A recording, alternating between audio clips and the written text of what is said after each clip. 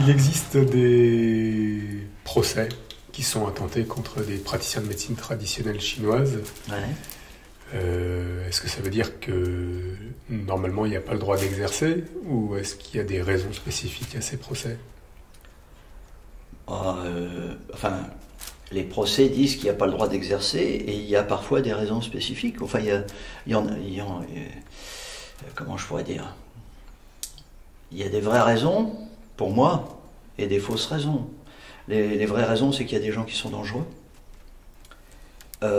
qui exercent... c'est pas le côté illégal, mais enfin voilà, de façon illégitime, c'est ce que je dirais pour moi, une activité médicale, alors que c'est des gens qui sont pas forcément à la bonne place pour ça. Et puis il y a ceux qui ont un procès parce que simplement il y a des textes de loi qui disent certaines choses, et là pour moi c'est quelque chose de très différent, parce que si on prend l'exemple par exemple de procès de personnes qui, je sais pas moi, qui exercent l'acupuncture, alors que l'acupuncture est une branche évidente de la médecine chinoise. Il n'y a qu'à voir les Tongzhen, les hommes de bronze, là, enfin voilà, c'est une médecine qui a été découverte par les jésuites au XVIIIe siècle notamment, et donc pendant des décennies, les médecins ont dit que c'était une médecine un peu de sorcellerie ou de charlatanisme. Et puis du jour au lendemain, voyant que cette médecine avait des résultats, que cette pratique, en tout cas cette méthode thérapeutique avait des résultats, même s'ils ne sont toujours pas expliqués dans notre science occidentale, ils ont dit il n'y a que nous qui avons le droit d'en faire. Donc d'un côté, d'ailleurs il y a toujours dans le monde médical des gens qui décrient, qui dénient à l'acupuncture une quelconque activité réelle, et puis c'est le même corps médical, avec le même ordre médical, qui disent il n'y a que nous qui avons le droit d'en faire. Donc c'est très très...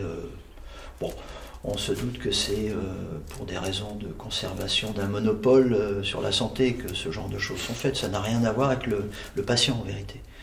Donc, mais à l'intérieur, il y a aussi des gens qui pratiquent de façon anormale ce genre de médecine, ou d'autres médecines, quel que soit le type de pratique médicale, et heureusement qu'il y a une justice pour ça. Je ne sais pas si ça répond à ta question. Ça répond en partie à ma question, au sens où je pense que s'il y a des textes de loi qui interdisent à certaines personnes de pratiquer, c'est probablement aussi pour protéger les usagers. Oui. Et du coup... certainement. En tout cas, officiellement, oui. Mais Confucius disait les lois doivent être écrites durement pour pouvoir être appliquées souplement. Là, le problème, c'est qu'elles sont écrites de manière floue pour pouvoir être appliquées de manière inique. Donc c'est très différent. C'est-à-dire que c'est pas... Enfin, si on était dans le bon sens normal, ça serait à nous parfois d'attaquer certains médecins pour exercice illégal de la médecine chinoise. Donc il faut être raisonnable, il faut être respectueux de la science qu'on pratique. Moi, je ne me mêle pas du diagnostic occidental, je ne prescris pas des médicaments occidentaux, parce que j'y connais rien. Pourtant, par contre, à force, je vois bien les problèmes que ça peut poser à certaines personnes quand c'est pas adapté, mais bon, voilà, je vais pas plus loin que ça. Mais à l'inverse, je vois pas... Enfin, je vois parfois des médecins qui bidouillent un peu des trucs sans forcément connaître. Simplement, ils ont le diplôme de médecin, donc ils se donnent un droit par rapport à d'autres choses. Bon, et comme ils ont le droit pour eux, justement, ils se le donnent. Mais la raison du plus fort est toujours la meilleure, mais pas toujours pour le patient. Et justement, si on se met du point de vue du patient, qu'est-ce qui lui permet de distinguer entre un praticien de médecine traditionnelle chinoise qui théoriquement n'a pas besoin n'a pas forcément le droit de pratiquer, mais qui est bon, et un autre praticien de médecine traditionnelle chinoise qui n'a pas non plus le droit de pratiquer, mais qui n'est pas bon? Pour un patient, c'est compliqué, parce qu'il n'a pas les éléments de référence. En même temps, il n'a pas non plus les éléments de référence pour un médecin conventionnel. C'est-à-dire que dans la médecine, des fois, il y a des bons et des moins bons. Et donc il y a une garantie qui est assurée par l'uniformisation de la formation des médecins occidentaux. Ils ont tous été à la fac. Mais ça reste théorique, il y a une garantie, mais il y a des scandales, il y a des abus. Oui. Il y a des procès, et c'est pour ça aussi qu'il y a un ordre des médecins, c'est qu'ils sont obligés de faire aussi la police chez eux de temps en temps. Donc nous, on n'a pas un ordre, simplement, effectivement, on fait attention aux gens qu'on forme. Après, les autres, je sais pas comment ils font. Après, c'est le bouche-oreille. C'est-à-dire que la réputation se fait en fonction des résultats, de la qualité, de la compétence des praticiens. Donc le libre choix thérapeutique, c'est pas quelque chose de forcément mauvais. Après, il y a aussi des gens qui sont facilement abusables, je ne sais pas si on dit abusable, ça se dit, qui peuvent être facilement abusés. Et effectivement, protéger les personnes un peu crédules des risques d'abus, ça c'est important. Le problème, c'est que c'est parfois la même médecine qui abuse des gens qui prétend les protéger d'autres abus. Donc voilà, c'est mal foutu, on va dire. Mais entre personnes, je dirais, consciencieuses, compétentes dans leur domaine et qui ont le souci des patients, on n'a pas de problème. Moi, je travaille avec plein de médecins en bonne intelligence. Après, il y a des bricolos et des gens et des knocks un peu partout. Et malheureusement, effectivement, c'est un peu une jungle. Mais je pense que c'est pas les diplômes, c'est pas les lois qui permettent véritablement de se retrouver dans cette jungle-là. C'est des garde-fous. Simplement, encore une fois, il faudrait que ces lois soient adaptées avec clairvoyance, simplement pas en lisant un texte en disant « Ah ben vous faites ça, vous avez utilisé des aiguilles, là c'est interdit, c'est médecin. » Bon, ça c'est bête, quoi. Parce que le bon acupuncteur, il voit un patient et il le pique, alors que le mauvais acupuncteur, il voit un patient, il prend son aiguille, il le pique. C'est ça. Vu de l'extérieur, c'est pas si facile que ça à démêler. Non, et puis le bon médecin aussi, il voit un patient, il le pique, il voit un mauvais, et il le vaccine. Je sais pas, bref.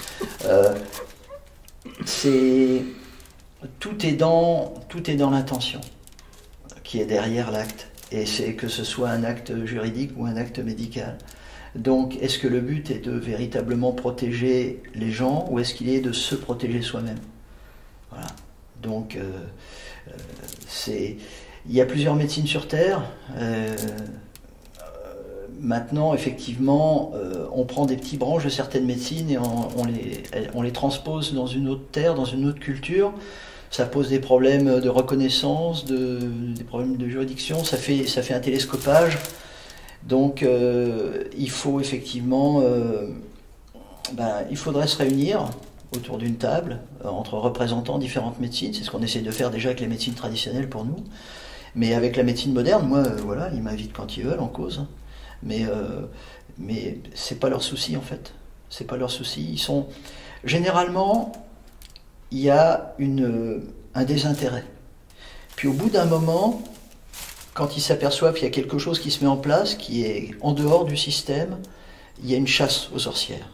Puis quand ils voient que ça prend trop d'importance, il y a une tentative de récupération. C'est toujours comme ça. Ça suit toujours ces processus-là. Là, on est en train de parler de médecine intégrative maintenant. Donc, c'est-à-dire que on veut intégrer des éléments de médecine autres, comme la médecine chinoise, à la médecine occidentale. Mais en ne perdant pas le contrôle, surtout en ne perdant pas le contrôle, que ce soit au cas où on vendrait de la pharmacopée chinoise dans nos pharmacies, ou la pratique de l'acupuncture, des choses comme ça, il y a toujours l'idée, il faut être médecin, il faut être médecin. On ne veut pas perdre ce contrôle-là. Et moi, j'ai tendance à dire, il faut être ethnomédecin si on veut faire de la médecine chinoise. Voilà. Et c'est pas que je ne veux pas perdre un contrôle, parce que j'en ai pas de contrôle de toute façon. Mais moi, je pense à mes patients, c'est tout. Donc, il faut faire des études. On a des étudiants médecins, on a la moitié de nos étudiants qui viennent du médical. Mais ils sont obligés d'oublier un peu ce qu'ils ont appris avant pour se mettre dans une autre vision du vivant, de la maladie et des traitements.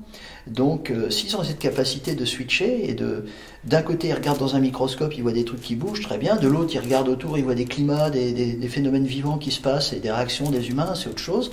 Les femmes ont leur lune tous les 28 jours. Voilà, c'est une autre façon de regarder le vivant. Les gynécos, ils étudient pas la lune. C'est dommage.